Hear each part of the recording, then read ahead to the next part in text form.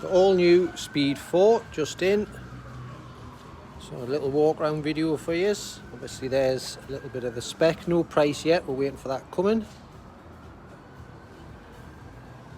Nice slim slender bike. Obviously it's a single, so it will be nice and skinny.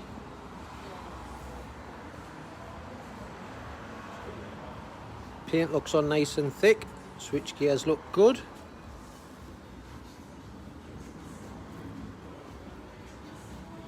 Again, no keys like on the one I did yesterday, so I can't turn the dash on, give you a look at that. But overall impression, looks really nice.